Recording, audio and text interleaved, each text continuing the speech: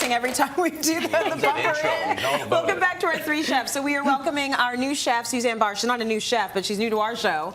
And we've been talking about food from around the world, from our travels. You are going to be taking us to Korea. Yes. Okay, so we've got some pictures of you in Korea. You were there as part of your documentary. Yes. That you're a part of about female chefs, which I think is amazing. So there you are eating at a restaurant. And we've got another shot, I believe. What's happening there, Suzanne? That was a night of, I can't tell too much about it. That was a night of drinking and my first real experience with karaoke. Yes. I understand. I get karaoke now. Please tell me we have video. We have video, please, please. I don't think the video made it today, but I get it why they live and they love karaoke. It is really, truly a special thing that everyone does. Yes. It's not like why old, wouldn't young. you? Sorry, I'm all about karaoke. I think it's amazing. I haven't been to Korea, but I have to try it there too. Yeah, right. You know, Seoul is a really special place, and I was just really, really thankful for the opportunity to be there and represent Canada. Yeah. And I was able to cook and just eat and love like my time there. So it was awesome. It sounds amazing. So you are going to create a recipe inspired by your time there. What are you making? So we're going to do today a Korean sweet and sour beef back ribs with a wonderful slaw. Yes. So gochujang is their peppery paste that they use in pretty much most of their dishes. Yeah. From their kimchi to some of their other pickles that they have. And for me, that really resonated so well. Being of West Indian background, I was like, this reminds me of just like a peppery sauce that we eat all the time in Jamaica.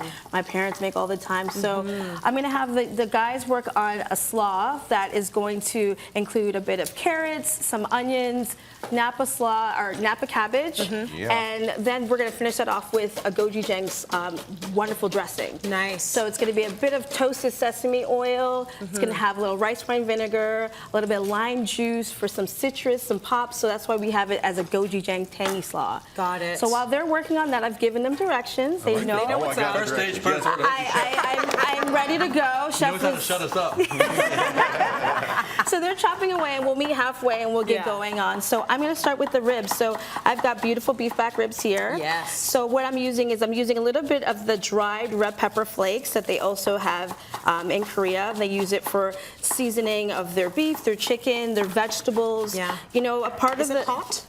This is like a hot, little, flavor hot? It's not too hot. It's almost Okay. kind of like a sweet paprika. I would say more similar to that. Yeah. A little bit of salt just to kind of draw out some of that moisture. And now, as you can see, my ribs are nice and dry. Whenever you're working with meat and you're seasoning with a dry rub, you always want to make sure it's nice and dry. It's not too wet, not any moisture, so that you can get a nice, beautiful sear on your meat like we've done already here earlier. Caramelization. That looks amazing. That is all about that Just caramelization. intensifies the flavor. Yes. And so these ribs here look pretty much ready to go into our pan.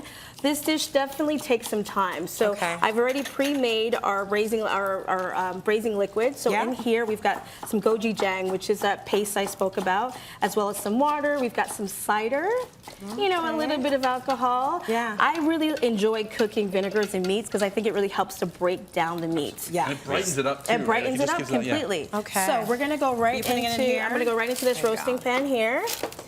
So we're going to save for camera magic that we've roasted these. We're going to go in there, and then we're going to pour this braising liquid right on top of the ribs.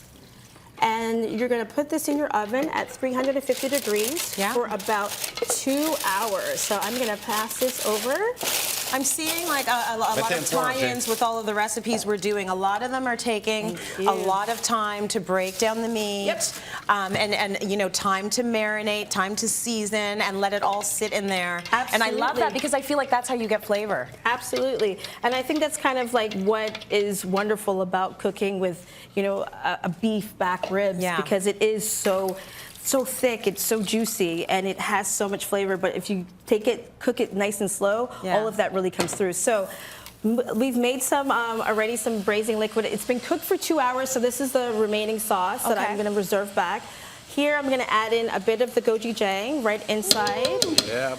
Back in. That's the kick. That's the kick. Everything's sweating today. Like, it is. I want everyone to get a little bit of heat, you know? We need some heat. Some carrots, I think carrots and some onions, some beautiful flavor aromatics that really brings it through. I'm going to use this whisk Yeah. to give it a nice little go. You guys are done with the slaw. Look at that. Wow. You really Yeah, no, listen. Got You it can't in play shape today. over You there. can't play. Let's go right on with that Let's dressing. go right on there. nice. All right, so now we're gonna let this cook down for probably about maybe about 20, 30 minutes until it's reserved about a cup's worth of liquid. The carrots will be nice and broken down, so will the onions. The flavor will come through. Add a little sweetness of maple syrup. You always want to kind of be... Randy, did you hear that? She's adding maple syrup. Maple syrup. I know where you can get some of There's that. the Canadian Yeah, in me you gotta that get I the brought it back Canadian. in. I heard that. Easily digestible. I'm always bitching. So that's our amazing slaw that's going to go with it. Smells great. It's all the flavors that really remind me so much of my time in Korea. Yes, a little Toss it around a little bit, you know? Show, Come on. man. Up Is in it the good? Is it air. good? How is do it? it. It's ready to go? Ready? Zing. Yeah. Right on It's there. all right on that Oh, plate. look at that. So we've got a that looks wonderful Wow, what nice plate skills. of- Look at that. You know, sometimes Beautiful. when you go to restaurants and you wonder, why is it taking so long? Why does it cost this much? Look at the amount of work that goes into building the flavor profile. Look at the amount of work that goes into making it what it's supposed to be. And that's why, I mean, that looks amazing. Yep. That's what you're paying for, right? That's what you're paying for. So Cityline.tv for this recipe. We're putting the finishing touches. Finishing touches, we're on going the to top that slaw. off with a little bit of sunflower seeds. Yeah. Sunflower seeds. It looks amazing. And we've got both colors of our Okay, what do you sesame guys seeds. think?